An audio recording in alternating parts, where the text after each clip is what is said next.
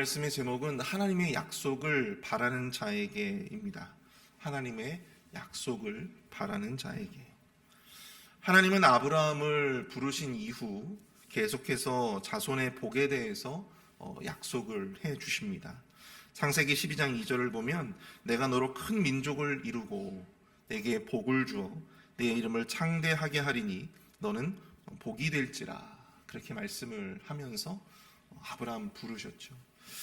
아브라함을 통해서 큰 민족을 이루게 하시겠다라고 하는 첫 번째 약속을 주셨습니다.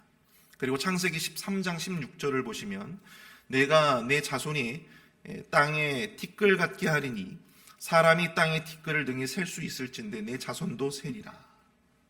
또한 그 이후에 등장하는 창세기 15장 5절을 보시면 그를 이끌고 밖으로 나아가 이르시되 하늘을 우러러 뭇별을 셀 수 있나 보라. 또 그에게 이르시되 내 자손이 이와 같으리라.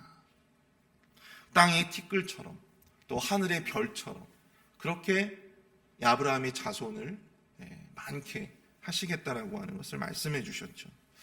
근데 중요한 것은 이러한 약속들을 하신 이후에 시간이 꽤 오랜 시간이 흘렀지만 그럼에도 불구하고 이 아브라함에게는 아들이 생기지 않았다고 하는 것입니다.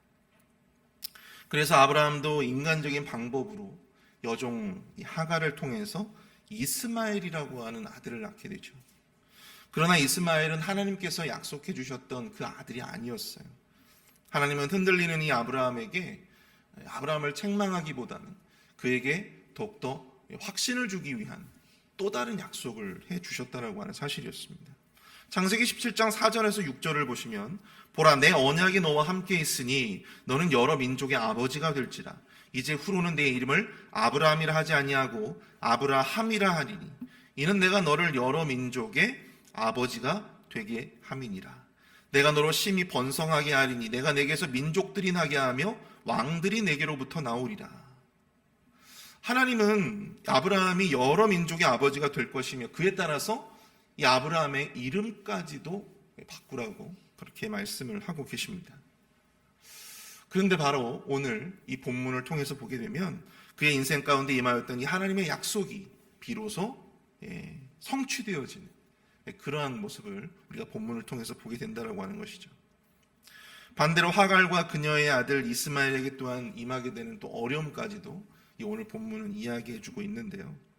오늘 새벽에는 특별히 하나님의 약속을 바라는 자들, 하나님으로부터 약속을 받고 또 그 약속을 바라는 자들에게 우리 하나님이 어떻게 그들에게 그 약속을 이루어 가시고 또한 역사해 주시는가, 어떠한 상황에도 우리에게 주신 하나님의 약속을 바라보며 또 그 시간들을, 인내의 시간들을 견디어 나가시는 저와 여러분들이 될 수 있기를 축복합니다. 첫 번째로 하나님의 약속을 바라는 자에게 하나님은 조건을 뛰어넘는 응답으로 역사하신다라고 하는 사실입니다. 하나님의 약속을 바라는 자에게 하나님은 조건을 뛰어넘는 응답으로 갚아주신다. 오늘 본문 1절부터 4절을 보십시오. 여호와께서 말씀하신 대로 사라를 돌보셨고 여호와께서 말씀하신 대로 사라에게 행하셨으므로 사라가 임신하고 하나님이 말씀하신 시기가 되어 노년의 아브라함에게 아들을 낳으니 아브라함이 그에게 태어난 아들 곧 사라가 자기에게 낳은 아들을 이름하여 이삭이라 하였고 그 아들 이삭이 난 지 8일 만에 그가 하나님이 명령하신 대로 할례를 행하였더라. 자, 오늘 본문 1절부터 4절까지의 내용을 쭉 보시면 유독 강조되어지는 표현들이 있습니다. 1절을 보시면 여호와께서 말씀하신 대로, 여호와께서 말씀하신 대로, 그래서 두 번이나 나오죠.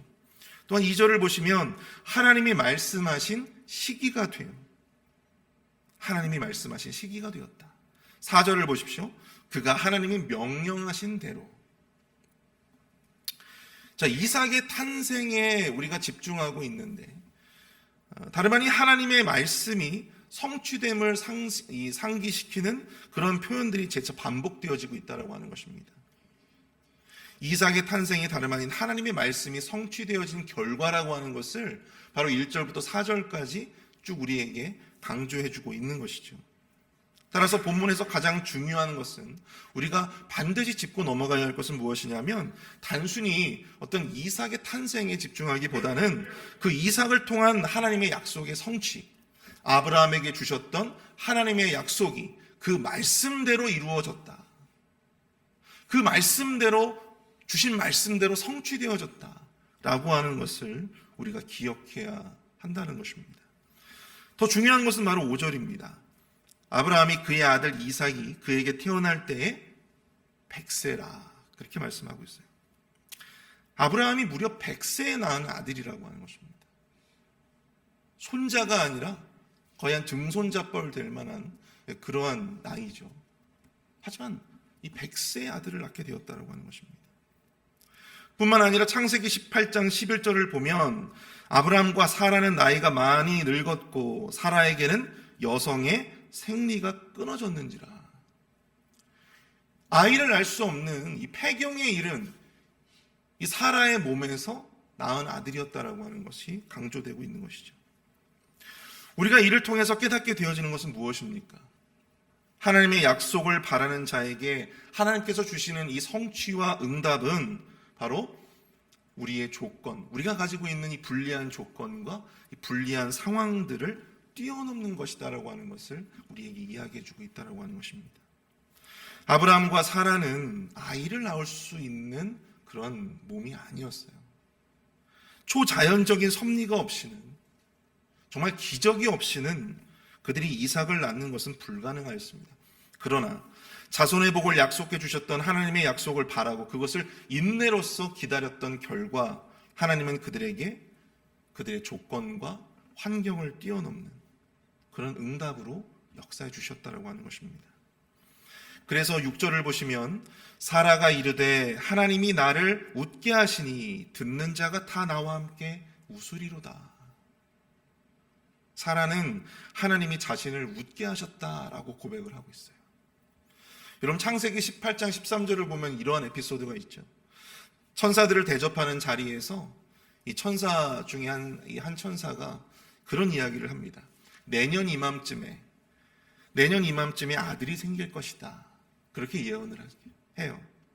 근데 이것을 뒤에서 엿들었던 이 사라가 속으로 웃은 적이 있었습니다.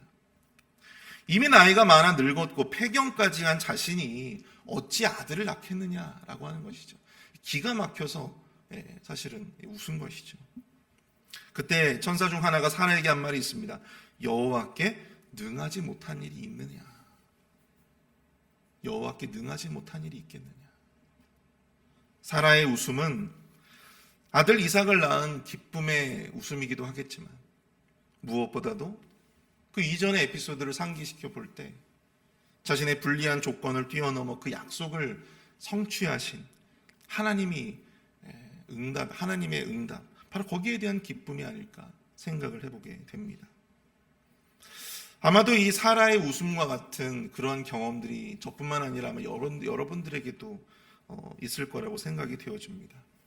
우리가 가지고 있는 연약함, 한계, 불리한 조건과 상황에도 불구하고 우리가 간절히 하나님 앞에 기도했던 그 기도의 제목들이 응답되어졌을 때 하나님께서 정말로 내가 그 믿음으로써 인내로써 이 기도의 제목들을 기도로써 이렇게 기다린 결과 하나님께서 그것을 응답해 주셨을 때 이것은 정말 하나님이 하신 일이로구나, 하나님이 친히 나를 위해서 하신 일이구나 라고 하는 것을 깨달으면서 우리가 웃을 때가 있잖아요.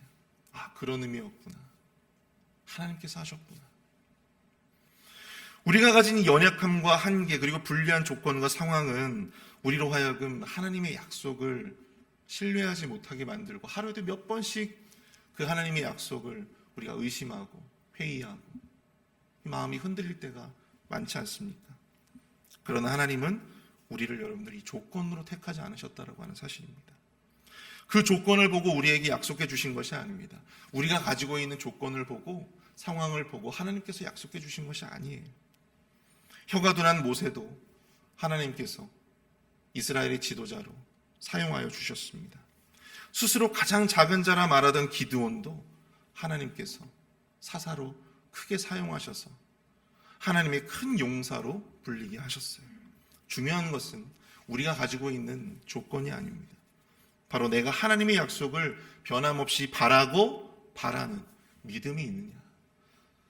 내가 그러한 조건에도 불구하고, 그런 상황에도 불구하고 변함없이 하나님을 바라며, 하나님의 그 약속을 바라며 신뢰할 수 있는가? 바로 거기에 있다라고 하는 것이죠. 그러나 우리가 하나님의 약속을 바란다고 해서 사실 우리가 그 마음을 계속해서 견지해 나가는 게 그렇게 쉬운 일은 아닙니다. 이 아브라함도 솔직히 넘어진 적이 있었거든요. 하나님의 약속을 신뢰하지 못하고 여종 하갈을 통해서 이스마엘을 낳은 것이죠. 하나님의 약속을 하나님이 아닌 자기 자신이, 자기 스스로가 그 불리한 조건을, 그 불리한 상황을 한번 만회해보고자, 극복해보고자, 해결해보고자 했던 것이죠. 그러나 그것은 하나님의 뜻이 아니었습니다.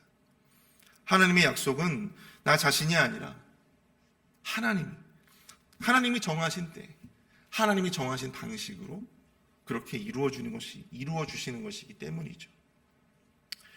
근데 이러한 이 아브라함의 어떤 이런 행동에 하나님이 그를 책망하셨느냐? 그게 아니었어요. 오히려 책망하시기보다, 야, 너 왜 그렇게 했느냐? 그렇게 책망하시기보다 오히려 하나님께서는 다시금 그 약속을 해주심으로 말미암아 그의 흔들리는 마음 가운데 확신을 주고자 하셨다라고 하는 사실입니다. 하나님의 약속을 바라는 삶은 참 고된 삶입니다. 하루에도 몇 번씩 우리의 마음이 흔들리지만 나의 연약한 조건과 나의 불리한 상황을 바라보면 하나님의 약속에 대한 우리의 믿음이 정말 많이 흔들리죠. 그러나 하나님이 우리에게 더 큰 확신을 이 아브라함처럼 하나님께서 우리에게 주실 줄 믿습니다. 우리를 향한 하나님의 때까지, 우리의 인간적인 방식이 아니라 하나님의 방식대로 이루어질 때까지 하나님은 당신의 약속을 바라는 자들에게 더 큰 확신과 또한 웃음의 결실을 주실 줄 믿습니다. 우리 모두가 그 웃음의 결실을 맛볼 수 있는 저와 여러분들이 되실 수 있기를 축복합니다. 두 번째로 하나님의 약속을 바라는 자에게 하나님은 자격을 뛰어넘는 은혜를 베풀어 주신다라고 하는 것입니다.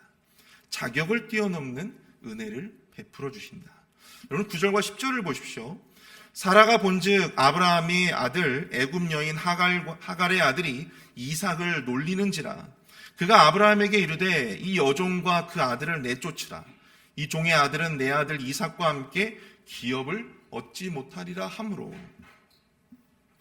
이삭이 젖을 떼고 자라갈 시점에 이스마엘이 이 동생이었던 이삭을 놀리는 사건이 벌어지게 됩니다. 근데 그것을 사라가 본 거예요.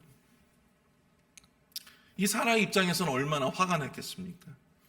이삭에 대한 애정이 각별했을 것을 생각한다면 여러분 사라의 이 마음이 굉장히 무너졌을 것이다 생각이 됩니다. 누군가 자기 애를 놀리고 또 희롱하고 때리고 하면 얼마나 마음이 좋지 않아요. 몰래 가서 한 대 쥐어받고 싶은 그런 심정이 있죠. 아이를 키우는 부모의 마음이라고 생각이 되어집니다. 이 사라는 남편 아브라함에게 여종 하갈과 이스마엘을 내쫓으라고 그렇게 이야기를 합니다. 근데 그 이야기를 듣는 아브라함도 얼마나 마음이 불편하고 근심이 되었겠습니까? 따지고 보면 이스마엘도 자신의 아들이고 이삭도 자신의 아들인데 어떻게 이스마엘을 내쫓을 수가 있겠어요? 그러나 근심하는 아브라함에게 하나님은 이런 말씀을 주십니다. 12절과 13절입니다. 하나님이 아브라함에게 이르시되 내 아이나 내 여종으로 말미암아 근심하지 말고 사라가 내게 이른 말을 다 들으라. 이삭에게서 나는 자라야 내 씨라 부를 것임이니라. 그러나 여종의 아들도 내 씨니 내가 그로 한 민족을 이루게 하리라 하신지라. 하나님은 아브라함에게 아내 사라의 말대로 하라고 하십니다. 그리고 여종의 아들 이스마엘로 하여금 큰 민족을 이루게 하겠다. 한 민족을 이루게 하겠다 말씀해 주셨어요. 근데 여러분, 이 말씀은 이스마엘로 더불어 한 민족을 이루게 하겠다, 큰 민족을 이루게 하겠다 하시는 이 말씀은 사실 이 아브라함에게만 주셨던 말씀이 아니었어요. 가장 처음에 누구에게 주셨던 말씀이냐면 바로 하갈에게 주셨던 말씀이었다고 하는 거죠. 창세기 16장을 보십시오. 창세기 16장에서 이스마엘을 임신한 하갈이 이 사라와 갈등을 빚게 되죠.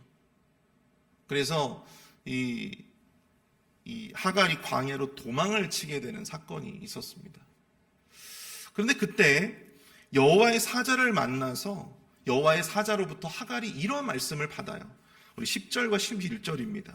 여호와의 사자가 또 그에게 이르되 내가 내 씨를 크게 번성하여 그 수가 많아 셀 수 없게 하리라. 여호와의 사자가 또 그에게 이르되 내가 임신하였은즉 아들을 낳으리니 그 이름을 이스마엘이라 하라. 이는 여호와께서 내 고통을 들으셨습니다. 아들을 낳을 것이고 그리고 그 이스마엘로 하여금 그 수가 많아 셀 수 없게 하시고 번성하게 하실 것이다. 여러분, 이 약속을 하갈에게 먼저 주셨다라고 하는 사실이에요.